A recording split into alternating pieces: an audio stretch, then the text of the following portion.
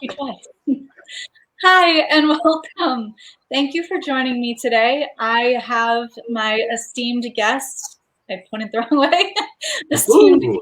and I consider him my friend. He's my coach, Chad Nedland. Oh, how you doing? Hi, Chad. How are you? Hey, I am doing absolutely great. I see that we are actually live on Facebook right now. That's awesome. Yep. We are streaming through StreamYard live into Facebook. And today we're here to talk about the topics of confidence and self-love. And I'd love to dive right in and talk about, how you see the connection between those two. The connection between self-love and confidence. Well, let's get one really big myth right out of the way. People have a hard time with self-love because they think that self-love is something that they can just choose to do, right?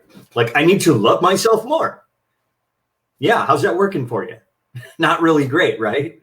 Like, if I'm sitting here beating on myself because of the way that I look, right? Like in high school, I had a big old red dot on my nose. It's a little kind of a growth thing going on.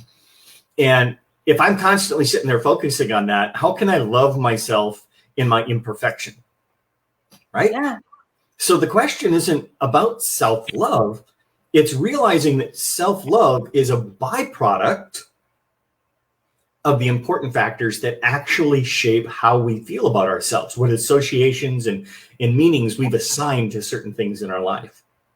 Now, why is it you've always got that one person, if you look around, they are not physically attractive. They don't have the perfect teeth. But when they walk into a room, they light the entire room up. Everybody loves to be around this person. They have a confidence level that is through the roof, right? And you look at them and you're like, physically, I'm pretty. I'm handsome. I'm in good shape. I'm a decent looking guy. I was better looking when I was younger. But years of hard labor took its toll, and I'm okay with that because I love who I am right now. But you look at the two and go, why does that person have so many people that are drawn to him? And why do I not seem to really get much attention? And physically, I think I'm better looking, but I just don't have that confidence level. The reason is simple. They've learned that they have value that they can bring into other people's lives. And the more that you bring value into someone else's life, you have more confidence in your own value, in your ability to interact with the world and change the world in a positive way. And the more confidence that we have, the more value we see in ourselves. And when we see ourselves as valuable, it's easy to love ourselves. A good example, how many times do you see somebody go out and they get a brand new car and they're like, oh man, I love my car. All the time. I love my car. Why? Because they have assigned a huge amount of value to that item. And therefore, it's easy to love something that you value. The question is, why are we not valuing ourselves? Ooh. Would you say that's a decision we consciously make? Yes. The decision is actually very conscious to make that decision. But the reason that we make those decisions, one way or the other, are usually on a subconscious level. Okay, and those are those associations that you're talking about. Those are the associations. Now, oftentimes we don't really realize where those associations came from. We have the association, but we don't always make the association. Right? So a way of looking at it, I'm gonna revert back to the nose story. And I don't know if you can all see it, but the lighting's pretty up. There's a little red dot right there. Used to be huge. It actually grew out to the point where I could see it. I had to cut it off in high school because I was so embarrassed by it. Right? Oh, that sounds so painful. Nail clippers, because that was less painful than dealing with what other people said about me because of it. Wow. Well, eventually, I learned that if I feel that way based on what I'm being told about it, what do I need to be told about it to feel good? Right? Because I realized I didn't choose to be ugly. God gave me this nose, which means God has a sense of humor because he gave me a clown nose. And I started to make jokes about it to myself. I didn't joke about myself. I joked about the situation. And I started to change my perception. Go ahead. Okay, I was going to ask if you could make that clarification between, I am so sorry. Someone's buzzing in on me. Can you make that clarification between the two there? What people were saying to you versus your thoughts about the situation. Yeah, absolutely. Okay, I was told, oh, you've got that ugly thing on your nose. I mean, we all know that kids in school can be brutal. Kids anywhere can be brutal because they just speak what they think. And oftentimes people are always trying to elevate themselves by putting others down. They don't realize they could just elevate themselves. They don't have to step on somebody. And so they would say all sorts of nasty things like, what's that ugly thing on your face? Or what's wrong with you? Oh, do you have some sort of a disease? And it's like, no, it's literally, it was like nothing more than a large skin tag, right? It was nothing big. It was nothing nasty. It was nothing horrible. It was just obvious because it's, you know, right at the tip of my nose. So everybody saw it. Everybody talked about it. And even when they weren't talking about it, they would notice, you know, they'd look at it. And then I became self-conscious. Oh, they're thinking what everybody else is saying.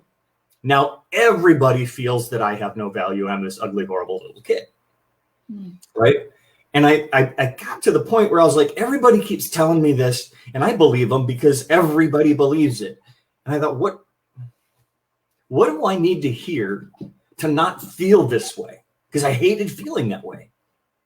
And so I started thinking about it. It's like, you know what? Nobody else has got a dot on their nose. Nobody else has a sense of humor like I had a sense of humor. Because I did. I was always making people laugh. I think that still stands, Chad. Right. I didn't have a poor self-value of my ability to impact others. I had a poor self-association of my personal value. Wow. But I knew I could make other people feel good. And I'm thinking, well, I don't see that a whole lot. Maybe this dot on the end of my nose is what's given me the ability to learn how to make people smile. Because I started to see it like a clown nose in the back of my mind. I visualize it, it's just a clown nose and I can make people smile. And so I got in the habit of spending more time focusing on making other people smile. And the more that I made them smile and I made them laugh and I made them feel good, I realized that I was doing something nobody else could do. And that was from an ugly kid, right? You know, so I'm like, that makes me special.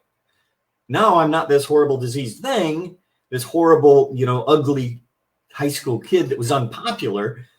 I found out later on I was extremely popular in high school. I just wasn't popular with the in crowd. Oh. I was popular with all of the people who just wanted to be noticed, who wanted to be cared about, who wanted to have a genuine conversation. I remember I got out of high school. This is absolutely crazy. I got out of high school. I went into the military, did my time in the military, came out of the military, and decided I was going to go back and visit my high school. I was going to go back and say hi to Mr. Beckman, my completely worthless counselor. He did nothing for me. He did everything against me, it seems. But I wanted to go back and just let him know, hey, I've made something of myself. I've done good. Yeah. I've added back value to the community. You know, thank you for taking the job. You know, I didn't have anything I could really thank him for doing because he didn't do anything for me, but I knew that he did make a decision to try and help kids. And I was appreciative for that. I wanted to go back and say thank you. But this is the cool thing. I went into the school and I'm standing in here in the commons area. Okay, I had a graduating class of over 1,100 people. So it was a big high school. And I go into this massive commons area. It's like walking into the front of a mall. And there's like 3 or 4 people wandering around. And I don't know if it was like right after school had let out, but I know it was right around that time. And I didn't recognize anybody, obviously. And this kid comes walking up. I thought he was a kid. He was actually my age, but he looked really young. And he walks up and he goes, "You're Chad." And I'm like, I know.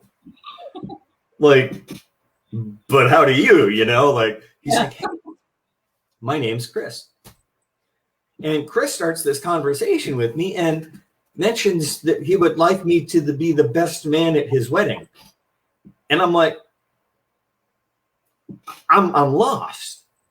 Well, it comes to find out that Chris is marrying a gal that I happened to stand up for one time. She was being bullied in science class. And I think it was my sophomore year in high school. And she was being bullied. She was not popular. She was the one that wore the long skirt down to her ankles and was very polite and very good. And she was always being picked on by everybody because she wasn't the popular normie girl. And one day I stood up and I just, in the middle of the class, and I was like, why don't y'all shut up and leave her alone? Wow. I was sick of it. I'd had enough of somebody else bullying this other person. The whole class got really quiet. And I don't know if it was because of my tone or if they're like, wait a minute, who's that? Does he exist? But I didn't care. They stopped picking on her. It was like, you know what? Come at me. I don't care. I've taken everything that you could possibly dish out times 10. You're nothing to me. Leave her alone. That was my thought at the moment. Yeah. And then that was it. And I never really put much thought into the relationships that I had with people. But years and years later, I had been talked up so much or talked about by this person so much on how I had impacted their life. I was asked to be the best man. Wow. I never knew that in high school. I never saw the value and the impact that I was having on other people. But that one moment right there, although actually being in the military, leading, being, promoted multiple times, and I had developed a life of leadership. But that was a booster shot of confidence that I had never experienced. I'm like, I was impacting lives all those years. I added value to people's lives that many years.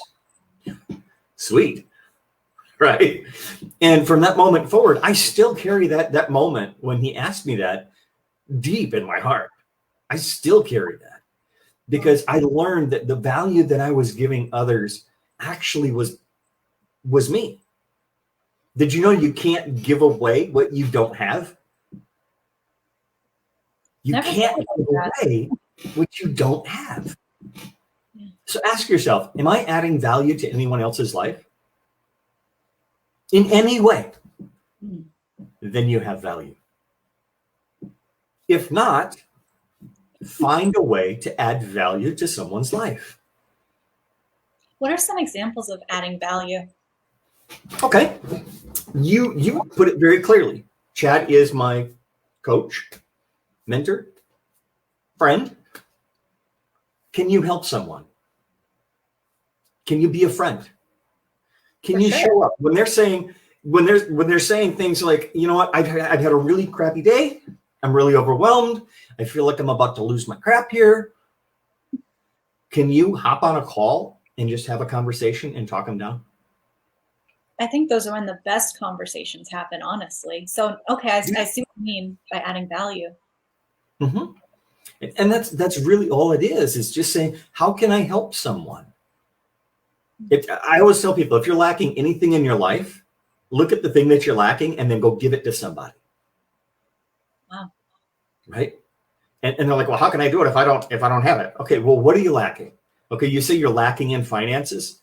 Does that literally mean that you have not one penny to your name? Usually. And if there's somebody that says yes, I can say, then give it away. And they're like, what do you mean? If I have nothing, how can I give money away, right? Yeah. Give of yourself to someone else that saves them the money they can't afford. Because money is nothing more than an instrument of value exchange. So maybe somebody needs their lawn cut, right? Yeah. But they can't. They need to hire somebody to cut the lawn. And you have no finances and you're stressed about not having. Go over to your neighbor, get on their lawnmower and mow it so they don't have to pay somebody. And say, you know what? I'm giving you the price of that lawnmower back to you. That's value. And when you start realizing that you can do for others, that you have resources, that there's things that you have that you can give, all of a sudden you're not coming from that poverty lack of mindset. And when you do that, you start to see that you have value that you can give to the world. And when we have something to give, we have value. And we find ourselves valuable, we gain a greater confidence in our ability to be present in the world and to impact the world in a great way.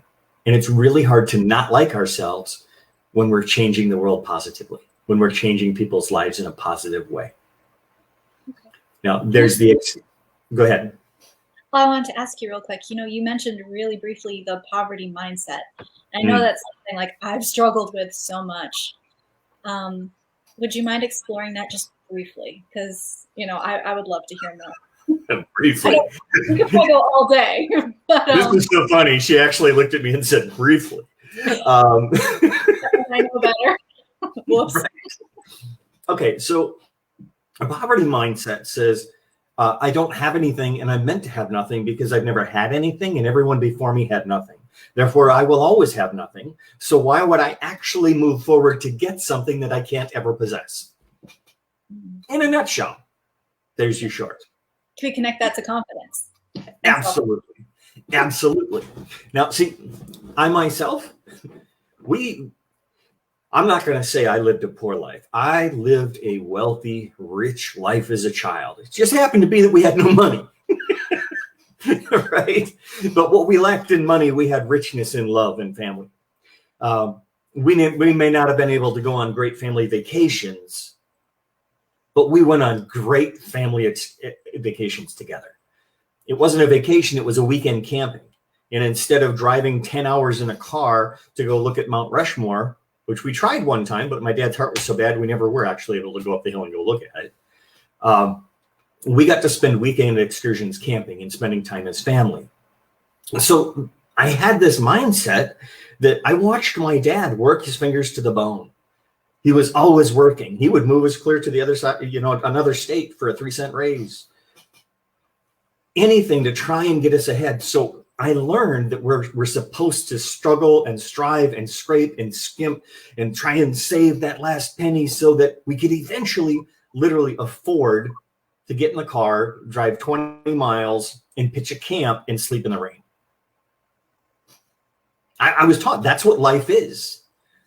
And then, of course, my grandparents coming from the Great Depression era, they brought that in and they instilled that even more. It's like, well, you've got to save it. Don't spend it because you're going to need it. It's all going to fall apart. So I believed I would never have it. And whatever I did get, I would end up losing. So you've had that extreme example of like that lack mentality and the insight of, this isn't working. And you found a much better way. Yes. Somebody says, hey, if you want it, why don't you go get it? And I'm like, well, how can I go get it? It'll never be mine. He looked at me, he goes, it's already yours. He says, if you want it, it's already yours. Now you just got to do the thing to go possess it. He says, you can buy a car at the beginning, right? He says, but you still got to go through all of the paperwork and get the title and get all that stuff and then actually go to the dealership and actually take possession of what's rightfully yours. He said, go get it. And I said, but there's no way for me to go have that. He goes, why? And I said, well, because I mean, who am I? Who am I to go do that? Who am I to go have that? And he says, who are you? He said, you've lived and survived a life of poverty. He says, you've lived, and he knew me well. He says, you've lived through bullying. You've lived through your brothers going in and out of foster care. You've lived through your mom being divorced and remarried. You've lived through all sorts of things. He says, you've been homeless. You've come back from it. You've gone through the military. You've come back. I'd say you've earned it. And I was like, oh, wow. Yeah, I'm here. I mean, anybody who's watching right now, can you say, I'm here? Because if you're here, you've earned the right for greater. You've made it this far. right? And I said, okay, well, if that's the case, then you're going to have to teach me how to do that. And he goes, it's very simple. He says, if you can see it as yours now, he says, then you'll have the first step in the pathway to possessing it. And that became a really long journey of learning how to do that. But I started looking for small things that I could attain. Just simple things. A new phone, one that didn't flip. Right? Simple little things. That kind of dating my age here a little bit, but simple little things that weren't outlandish. But I figured if I work for it, I can get it. And I started to build a habit of success. Now, I know that seems really elusive to people, but what would happen if you said, I'm going to drink a glass of water every day? Super simple, right? Super simple. All you have to do is get up and drink it. If you have a hard time remembering, get up and drink the bottle of water right next to your bedstand, right? If that's hard to remember, set the bottle of water on top of your phone and set the alarm. Ooh, didn't think of that one. Now you actually have to pick it up before even turning off the alarm, right? Find a way to make your success stupid simple and make the success super small. And then say, you know what? I'm going to drink a glass of water every morning and I'm going to do one squat before I leave the bedroom. Just one. Don't make it a workout. Make it easy. Make it simple. You've gone from nothing healthy to now you're drinking water and at least doing one rep of an exercise every single day. I can do 2 squats. Maybe I'll do 2 squats and touch my toes. And what this is, it's called success stacking. And the more successes that we have, the more confidence we have that we can actually do and accomplish more. We have a greater confidence in our own ability to be and do more. And when you do this over and over and over again, you'll find that you'll be accomplishing more and more things. And the more that you accomplish, the more confidence you have. And this can be applied into any area of life. There's this amazing thing called the confidence competency loop. Okay? The more confident you become, the more willing you're going to be to learn more. And the more you learn, the more competent you become more confident. Confidence and competency. The more confident, the more competent. The more competent, the more confident. And that will continue to grow. Well, this happened with that poverty mindset as I learned little things over and over again, small little things that would bring me a little bit closer to having a different mindset about money. I realized that money is a good thing. Money is not evil, okay? There's this big moniker that money is evil. No. The love of money is the root of all evil, is the full quote from scripture that people like to do it. And they just say, money is the root of all evil. No, it's not. Money is not a root. Money is nothing more than a form of exchange of value. But it's like a seed. If you plant it and invest it, it'll grow. If you invest it in the wrong thing, it'll grow the wrong fruit. Right? If you invest it in something good, it'll give you a good fruit. So invest it in others and invest it with a heart of giving, not in a heart of the harvest. Doesn't matter who gets the harvest. Just know that the harvest will be multiplied and do it to serve others. When you do that, you'll start to see that things grow naturally. That's why I have no problem ever just giving. In the last few years, my wife and I have given away so many vehicles. It's ridiculous. And they're always replaced. Sometimes, you said vehicles, correct? Yes. Wow. Vehicles. And it's just something we got to the point where we enjoy doing it. Wow. We were actually on the road traveling, didn't even have a home, doing service work, and gave away vehicles. There's a lot in that. There's no way we're going to cover how that all works in a training like this, but or an interview. But if you're willing to actually step out and say, how can I create value for the world? Then we see ourselves as valuable. And when we ourselves are valuable, it's easy to find confidence in ourselves. And it's really hard to stay in a poverty mindset when we start seeing value being given. Do you know why? Because when we give value, value is given back. So I know, having worked with you, taking that first step could be difficult. Yes. So I know. So what would you advise for someone who kind of is in that in between, struggling to take that first step? Okay, which first step are you referring? Oh goodness. Just that first, making that decision to, okay, I'm ready to understand the value, not from a monetary perspective, but this way. I'm still, I guess when you're still struggling in the back of your mind with that self kind of, but money mindset. All right. Simple exercise. For those people who are on right now, I want you to do something for us. I would love it if you would go down into the comment section, and I want you to write 3 things, 3 ways in which you have added value to someone over the course of your life. Just 3 people that you've shared value with over the course of your life. And if you can do that, great. If you can only think of one thing that you have added value into somebody's life, great. Write it down. And then every single day from here forward, write down, I add value, and then say in this way. I gave someone value in this way today. Today, I added value to the cashier because I stopped, asked them how their day was, and truly listened for an answer. Today, I added value because I reached out to 2 people on my friends list on Facebook and just wrote them a quick little message that told them how much I appreciated them. Those are simple little things that you can do to start adding value in a very real and very tangible way. But the key is to remind yourself of the value that you bring. Now, think about this statement. I brought value to Christa today by coming on and sharing my knowledge and my experience with her. Because of that, I recognize the value in me that I can share with the world.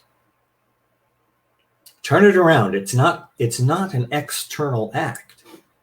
It's 2 sides of every coin. I give the value, and then let yourself know, and because of that, I have value. I am valuable.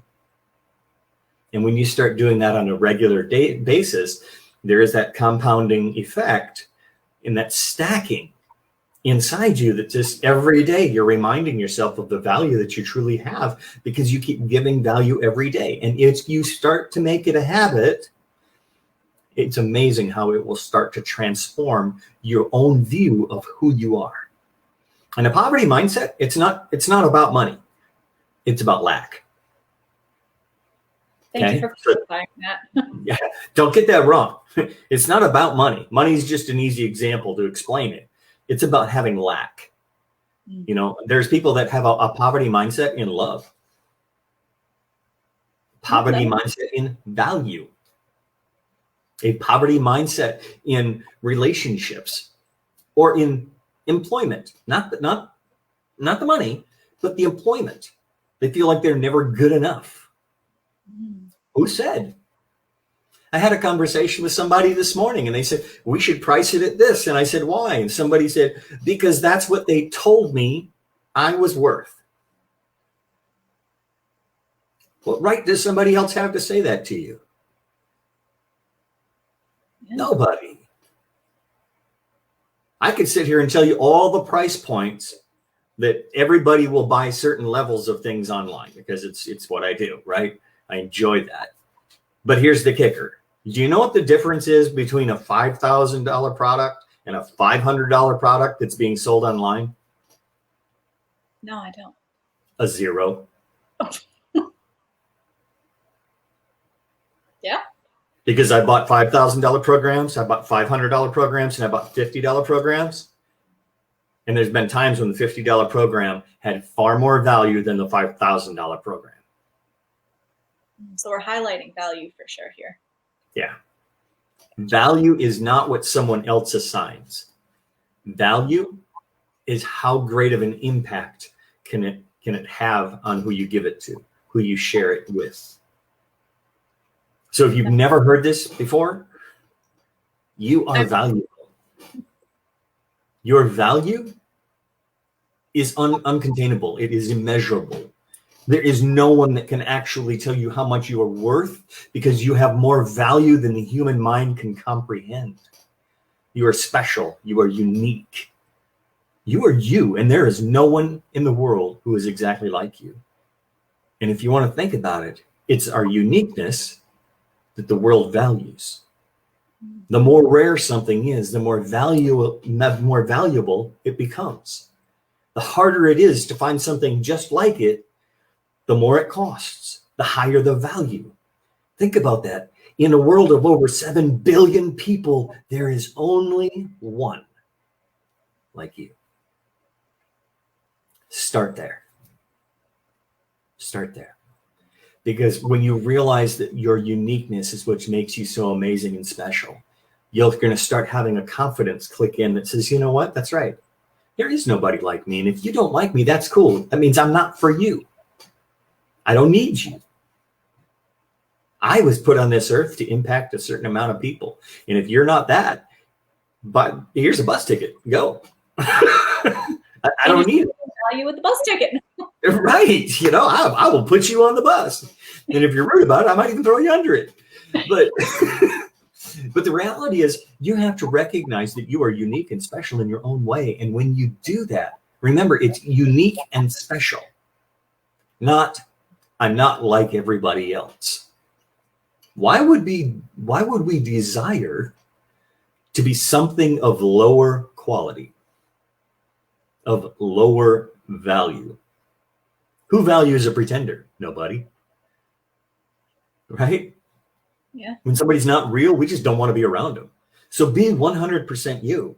Stop trying to be like everybody else and realize who you are. If you don't know who you are, talk to Christa. She's got an amazing class coming up about confidence and self-love. Take the class. Learn how to be more confident. You know, confidence, it's not something that just happens. We have to do things that build that confidence within us. We have to create habits, patterns, repetitions in our life that are really going to put us in a way that help us to love ourselves more fully, because we see something worthy of our own love. If we all want to love ourselves, why don't we?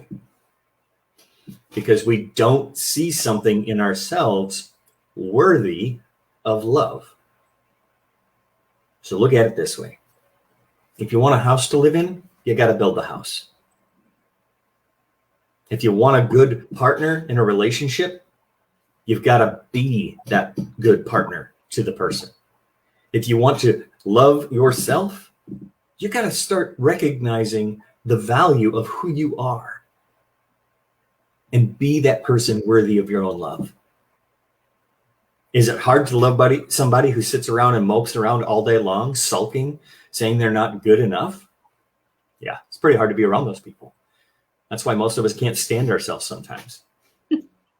Right? So again, building those habits, learning how to do those things on a consistent basis that will help us to move forward and grow is going to build confidence in who we are and our own personal value. Thank you for bringing up my workshop, Chad. I really appreciate it. Oh, yeah. Super excited about that. Super excited. Me too. In the workshop, oh goodness. I'm just so excited about it. I almost don't know what to say. Like, there's so much going to be packed into it. I wouldn't know where to start, you know? When you were telling me about it, I was just really excited about the fact that she's like, no, there's about 4 or 5 just simple things that I want to share that's helped to bolster my confidence. And I'm like, oh, that is so key, because so many people try and make it so convoluted, and it's like 14 million different processes and all this extra stuff. And I'm like, that's not what it's about. You got to keep it simple so that we can grasp it. And I'm a simple-minded person. I'm complex and I'm deep, but I'm very simple-minded. I like to simplify everything. So when you said you were breaking it down into just like some very basic things that people can implement, I got really excited about that. Yeah, the simplicity of it, just for me, this is of course just laying that foundation, which is so vital, because sometimes, you know, when we try to approach things, to your point, the convolution of it and trying to build on no foundation means your structure is ultimately going to fall over. So that's really the goal of this course, is to start building that foundation, get you curious about, you know, what's going on, and have you walking away with the 5 principles that I use. Just implementing, because we talked about building patterns and habits and repetitions. Of the things that you're doing, how has that changed your confidence level, your view of your body image, your confidence, the way you love yourself? What changes have happened since you started implementing those things into your life? I think the most obvious for me is just a whole shift in perception, like how I was, you know, talking to myself, you know, that inner dialogue that was happening has changed. I've had a, you know, shift in my level of confidence. Geez, it's just so much. It's the change has been very, you know what, the word I would use here is consistency. Hi, and welcome. Thank you for recognizing in this process the importance of being consistent, because something I actually have noticed is if I miss a day or I miss part of that routine I have of doing these principles, that I actually find myself going backwards in the process. So that's been a vital lesson, is to be consistent with these 5 principles. Right. Yeah, it doesn't take too long to start slipping back into an old behavior if we haven't quite beat that pillar that was set in our minds. Because those associations, here's the kicker. You can never forget anything. Yeah. Now, Christa would probably disagree with me right now because she's been really tired lately, but you never forget anything. You just don't necessarily know how to recall it. It's still in your memory bank. You just don't know how to recall it. And the reason being is because certain things become more prominent in our mind. And therefore, they're the first thing on the retrieval system. And usually what's the first thing on the retrieval thing, the retrieval system or the recall, is what has the most emotional energy behind it. So if we've had 30, 40, 50 years of emotional stacking on a wrong association, it's going to take a little bit of time to build up the emotional stacking in a right thinking or a right mindset so that it's the first thing recalled. Until that point, we have to recall the info and say, no, that's the wrong file. I'm looking for the other mindset right now. And then you bring it forward and you emotionally spend some time with it. You enjoy that moment. And when you enjoy that moment with the new mindset, you give it more power. Don't fight the old mindset, because that focus gives it more power. Acknowledge it and grab the next file. When you just grab the next file, you don't fight it. You don't give the old mindset more power. You just switch that energy, that emotional energy, that mindset shifts over to a new thought, and you now feed that. When you do that continuously, it now becomes at the front of the file, and it's the first thing that comes up. But if you stop feeding it, the other one will resurge its head again. Sandy says, I talk to myself all the time and sometimes even answer myself. You know, I do that too. I just try not to do it in public too much. Oh, heck, I do it in public, you know. I say talk to yourself, just don't get caught arguing in public. Yeah, you keep those private.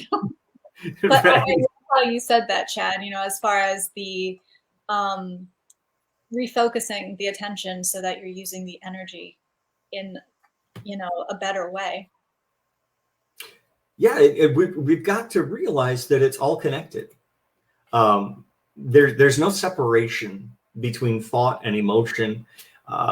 they're connected. Like they're separate, but they're connected. They're not separate from each other. Or I should say they're not the same thing, but they're not separate either. They're directly connected.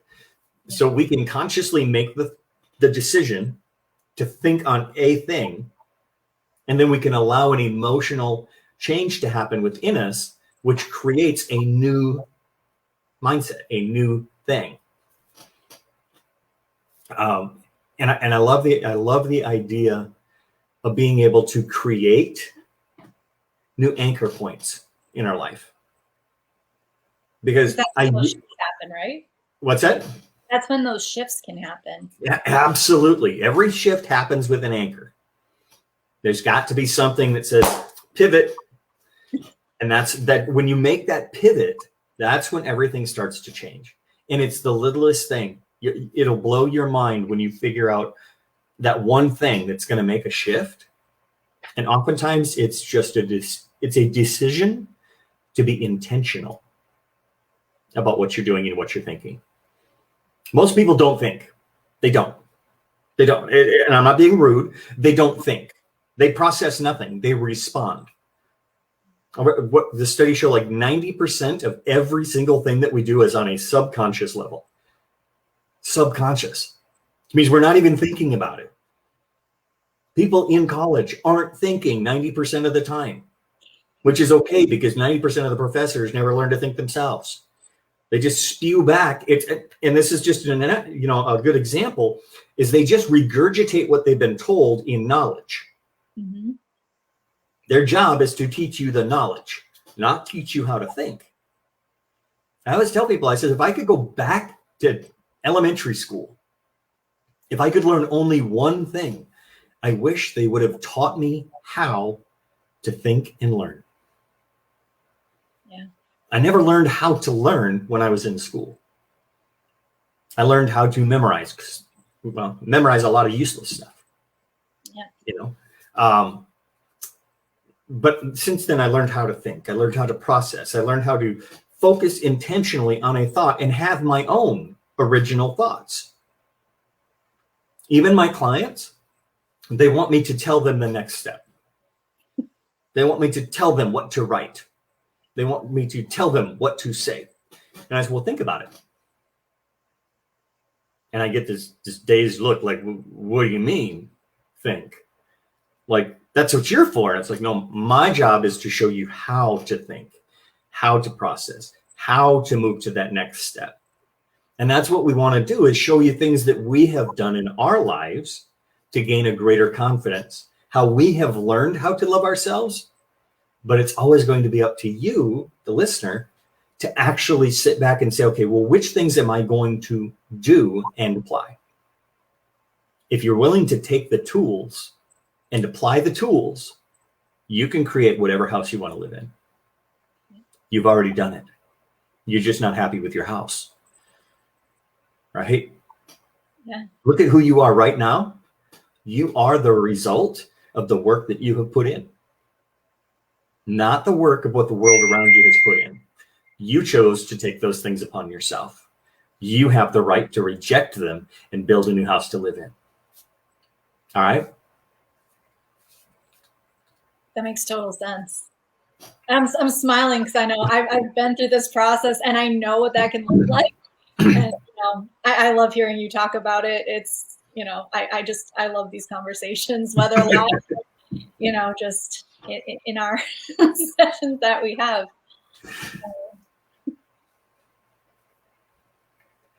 So, just trying to think for a minute.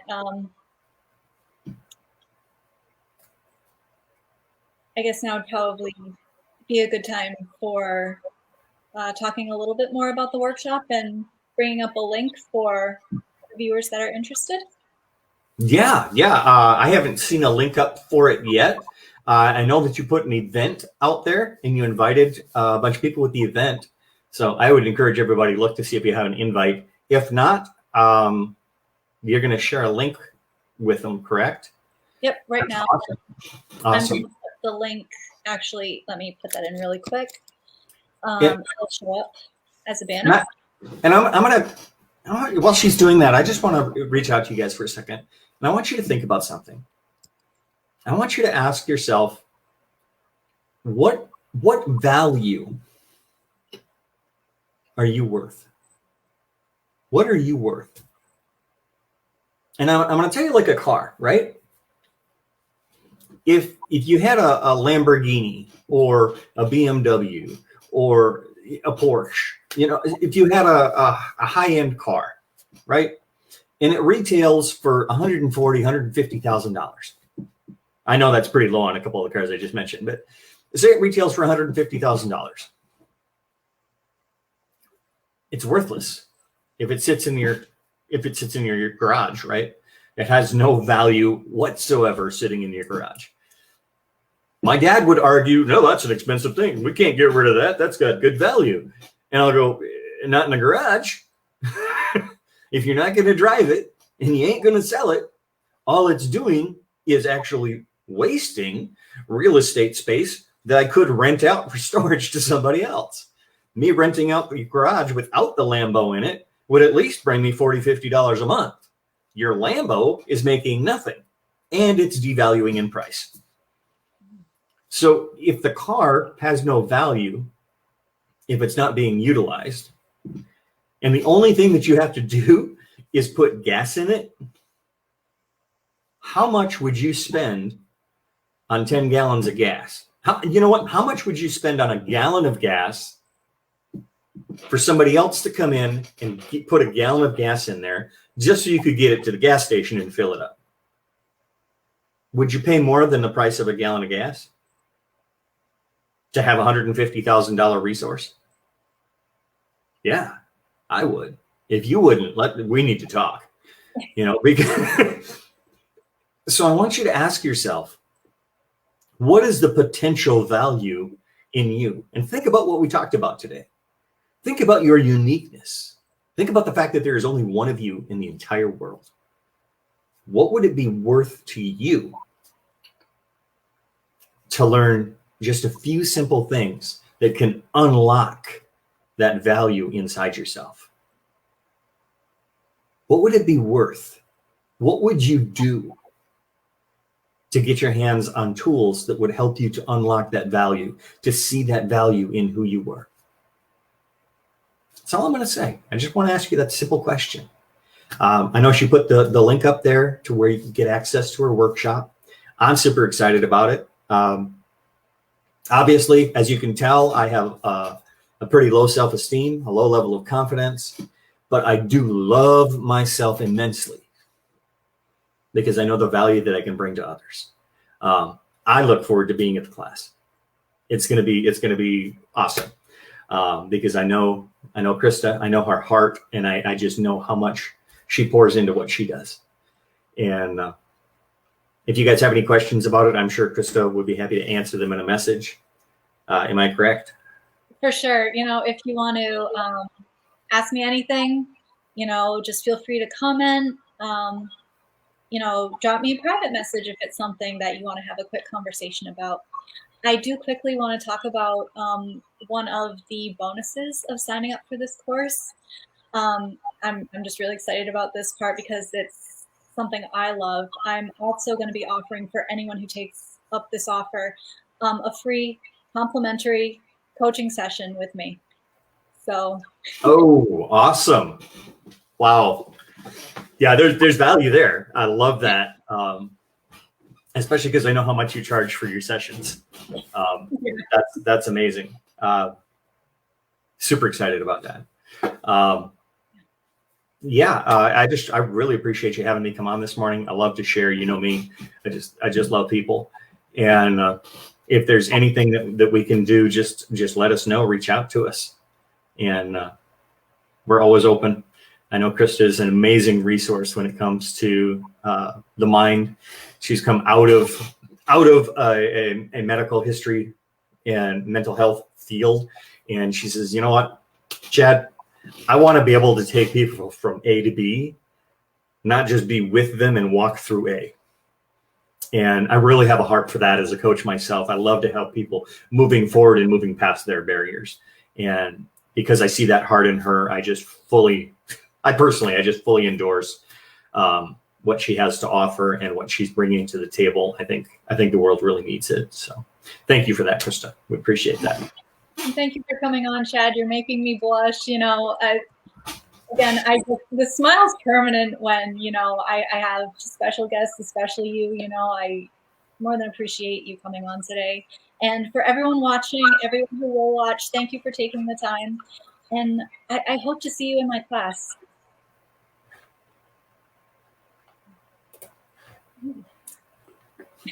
I guess this is the so long. All right. Hasta la pasta. Hey, and you know what? Dance like nobody's watching. Because that's when the magic happens. All right. We'll see you guys later. Bye-bye.